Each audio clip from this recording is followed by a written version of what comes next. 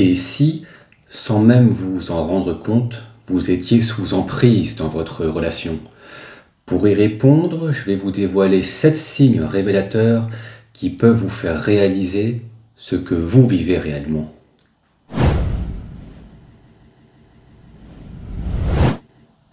Nous allons étudier 7 signes souvent invisibles, mais qui trahissent une manipulation mentale bien réelle. Et pour chacun de ces signes, je vous dirai à quel type de personne toxique cela s'apparente. Narcissique, passif-agressif, borderline, paranoïaque, antisocial et même le pervers narcissique. Si vous vivez ne serait-ce qu'un seul de ces signes, c'est que votre relation est toxique et sous emprise. Dans nos exemples, je parlerai de la femme qui est sous emprise de son homme, c'est simplement pour éviter de dire il ou elle à chaque fois. Mais il y a bien sûr des hommes qui sont sous l'emprise de leur femme. On étudiera ces 7 signes du moins grave au plus diabolique, alors restez jusqu'au bout car vous allez enfin mettre des mots sur ce que vous vivez.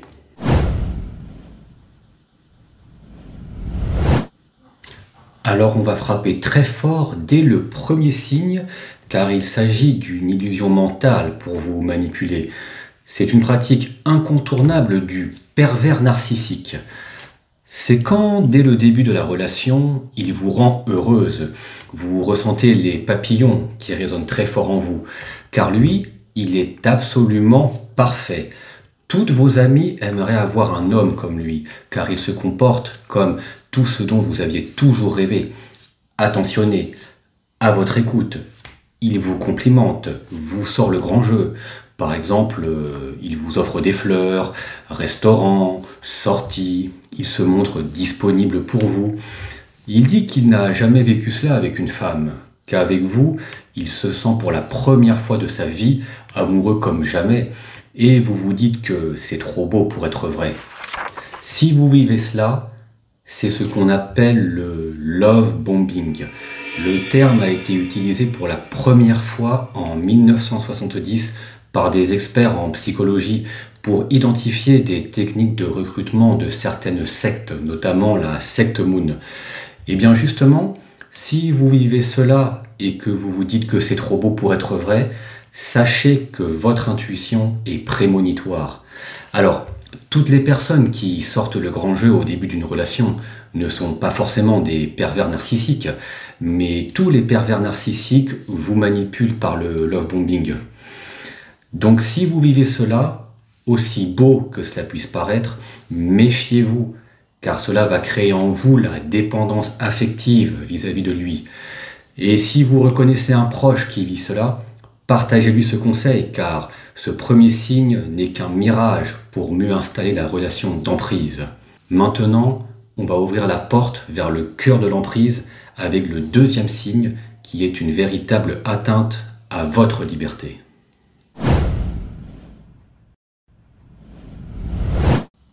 Ce signe qui précise que vous subissez une relation d'emprise concerne le fait que vous vous éloignez progressivement de vos proches les plus chers, frères ou sœurs, amis de longue date, etc.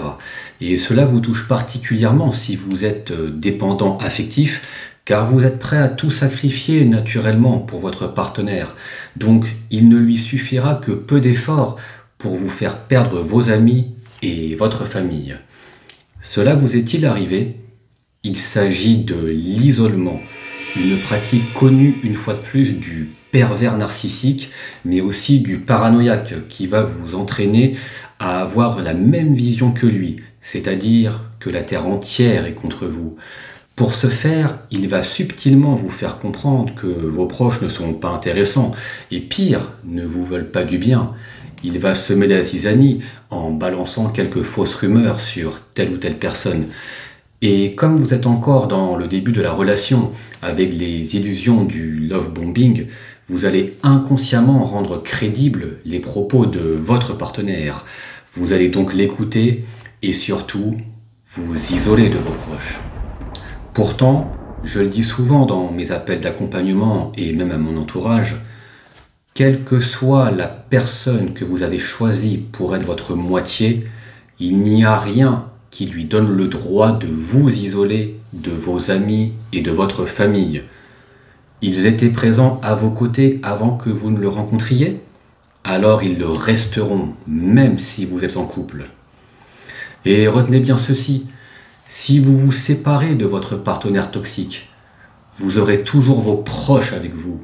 Mais si vous choisissez de l'écouter en vous séparant de vos proches, ça n'est pas lui qui va vous les rendre. Vous êtes prêts pour la suite? Car avec le signe suivant, nous allons voir le moment où votre histoire d'amour devient une zone de tension permanente.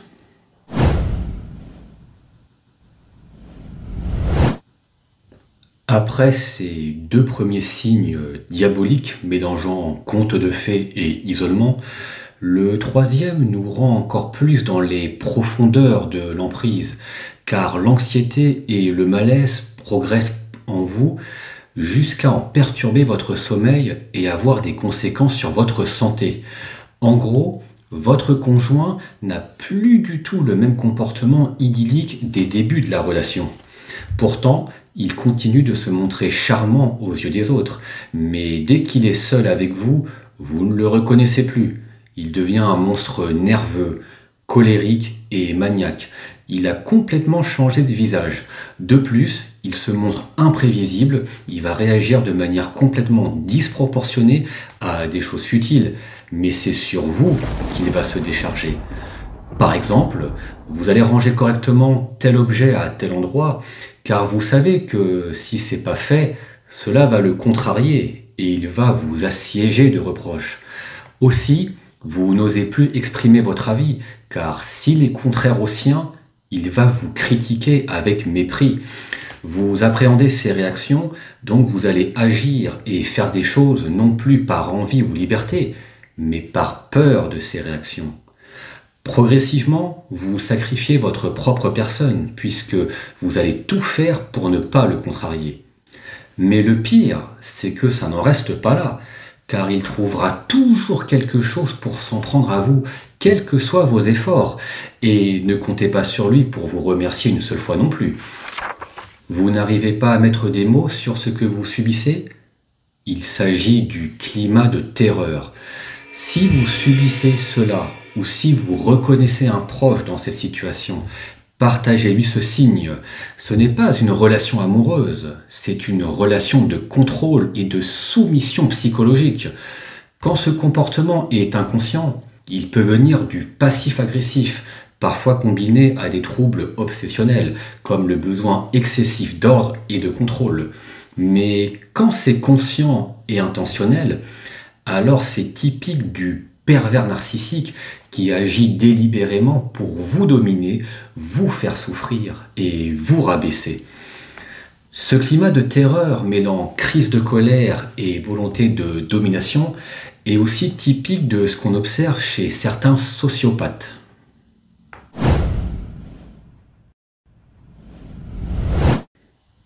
Avec ce quatrième signe, on atteint un stade d'emprise et de déstabilisation mentale extrêmement grave. Il s'agit de l'un des mécanismes les plus puissants et les plus destructeurs de l'emprise psychologique. En gros, vous commencez à ne plus rien comprendre, à douter de vous, à avoir des pertes de mémoire, à vous remettre en question. Vous commencez même à ne plus savoir qui vous êtes.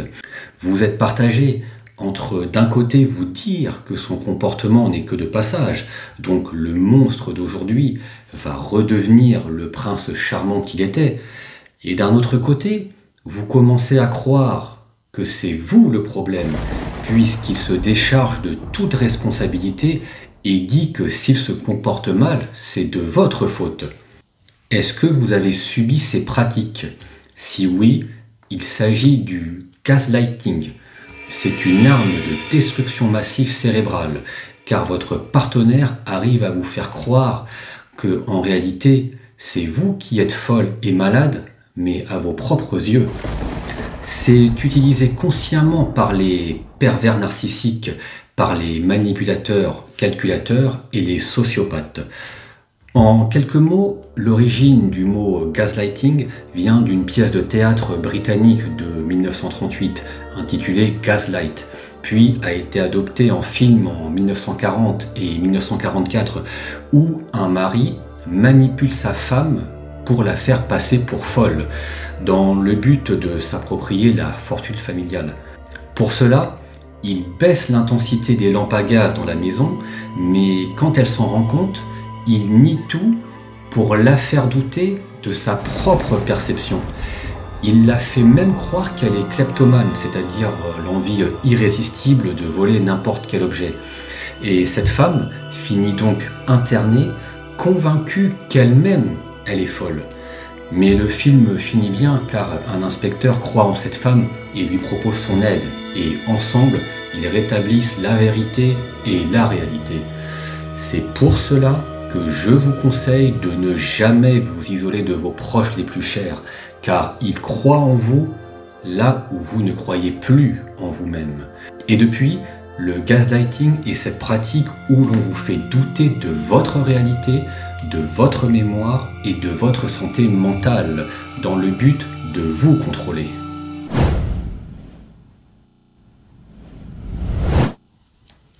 Pour le 5e signe, je dirais qu'il arrive un jour où vous ne croyez plus en vos rêves, vos passions ni ambitions professionnelles.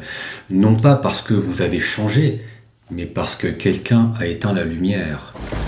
Quand l'emprise transforme vos ambitions en culpabilité, vous aviez des projets, des rêves, des envies d'avancer dans votre vie pro ou perso, mais depuis que vous êtes dans la relation, tout semble à l'arrêt. Chaque fois que vous parlez de vos objectifs, il vous décourage, minimise vos capacités ou vous fait culpabiliser. Par exemple, il va dire « Tu vas encore t'éparpiller, ce n'est pas le moment, tu devrais plutôt être là pour moi ». Progressivement, vous cessez d'agir pour vous-même, vous vous oubliez et vos priorités deviennent les siennes. C'est lui qui dicte votre vie désormais.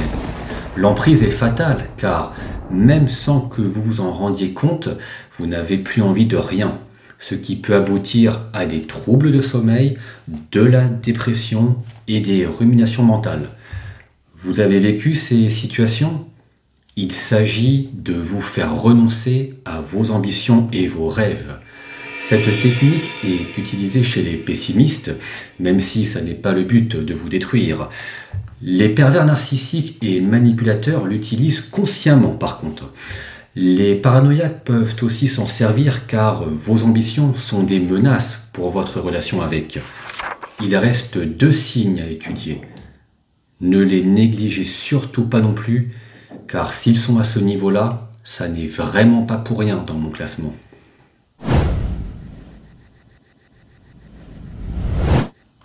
Avec ces 5 signes tout aussi violents et toxiques les uns que les autres, il y a quelque chose de plus grave encore. C'est quand la violence devient physique. Si votre partenaire vous bouscule, serre le bras, claque une porte à quelques centimètres de vous ou lève la main, même une seule fois, ce n'est jamais un accident, jamais une perte de contrôle isolée. Dites-vous que ce sont des actes de domination destinés à imposer la peur, la soumission et le silence. Si vous vivez cela, il faut en parler, chercher du soutien et ne pas rester seul. La violence physique n'a de place dans aucune relation. Et contrairement à ce que l'on croit, la violence ne commence pas toujours par un coup. Elle commence souvent par un regard qui fait peur ou une pression qui fait taire. Cette pratique est surtout utilisée chez le sociopathe. Le pervers narcissique en use aussi, pas dans une perte de contrôle, mais comme une arme pour exercer son emprise sur vous consciemment. Mais attention, il existe aussi des agresseurs non pervers narcissiques et non sociopathes qui utilisent la violence physique dans différents contextes tels que des problèmes de gestion de leurs émotions, colère, impulsivité ou des traumatismes non traités.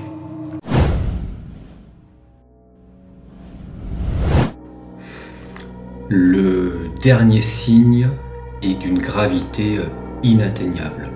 J'espère de tout cœur que vous ne vivez pas cela. Vous savez, dans une relation saine, l'intimité repose sur le respect, l'écoute et le consentement mutuel.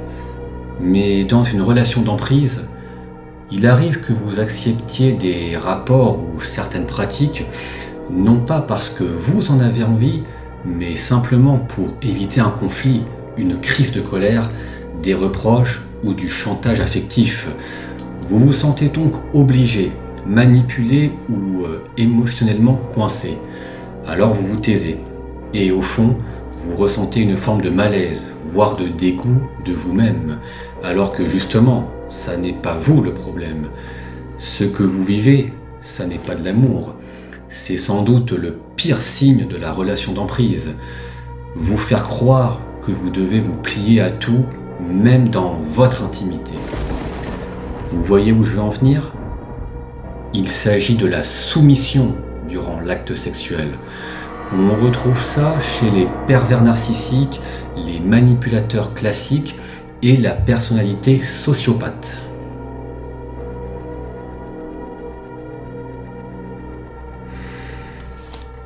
Un seul de ces signes, et vous pouvez en conclure que vous êtes sous emprise. Ça n'est pas vous qui êtes faible, c'est la relation d'emprise qui est toxique. N'hésitez pas à me dire ce que vous avez pensé de ces 7 signes ou si vous avez des questions. Je réponds à tous les commentaires. Entre l'illusion des premiers jours, la perte de vos repères, le doute de votre propre réalité et même la soumission durant l'acte sexuel, ce que vous vivez n'a rien d'une histoire d'amour. C'est une prise de pouvoir sur vous, sur votre corps et votre esprit. Mais retenez ceci, personne n'a le droit de vous faire cela. Ce n'est pas l'amour qui fait mal, c'est la manipulation déguisée en amour. Je suis Kevin, votre coach pour vous aider à reprendre confiance en vous, pour vous préserver des relations d'emprise. Au travers de cette vidéo où j'ai regroupé les 7 signes selon moi de la relation d'emprise, vous pouvez désormais mettre des mots sur ce que vous vivez. Mais si vous désirez aller plus loin, je vous propose également des appels avec moi-même pour comprendre ce que vous traversez et surtout pour reprendre le pouvoir sur votre propre vie. Ces appels sont pour vous un espace bienveillant où je vous écoute sans jugement, pour vous aider à retrouver votre force intérieure et commencer à poser les premiers gestes pour vous reconstruire et vous préserver de ces relations d'emprise. Merci d'avoir pris le temps de voir cette vidéo.